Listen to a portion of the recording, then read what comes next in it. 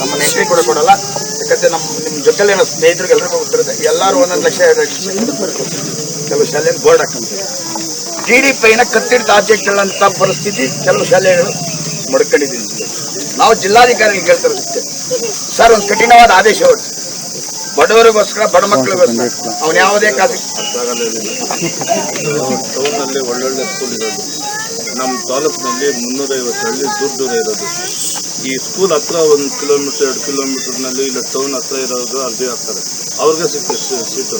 10 kilometre 20 kilometre Vemagal 15 kilometre, ಅಮ್ನಲ್ಲೂರು 30 kilometre, ಈ ಥರ ಸುತ್ತೂರು ಈ ಥರ ದೂರ ಮಕ್ಕಳಿಗೆ ಇಲ್ಲಿ ಸೀಟ್ ಕೊಡ್ತಾ ಇಲ್ಲ. ಅಲ್ಲಿ 1 ನಿಮಿಷ ಸರ್, ಅಲ್ಲಿ 1 ನಿಮಿಷ ಇರೋ ಆರ್ಟಿ ನಮ್ಗೆ ಆರ್ಟಿ ಕೇಳ್ತಿಲ್ಲ ಸರ್. ಶಿಕ್ಷಣ ಇಲಾಖೆ ಮತ್ತು ಜಿಲ್ಲಾಡಳಿತ 8,000 10,000 ರೂಪಾಯಿ ಫಿಕ್ಸ್ ಮಾಡಿದೆ ಸರ್. ಒಂದು ಮಗುಗೆ 1ನೇ ಕ್ಲಾಸ್ 10,000. ಯಾವ ಸ್ಕೂಲ್ ಎಲ್ಲ ಪ್ರೈವೇಟ್ ಅಲ್ಲಿ ಫಿಕ್ಸ್ ಮಾಡಕ್ ಮಾಡಿದ್ರು ಸರ್. ಸರ್ಕಾರ ಸುತ್ತಾನೆ ಕಳಿಸಿದ್ದಾರೆ.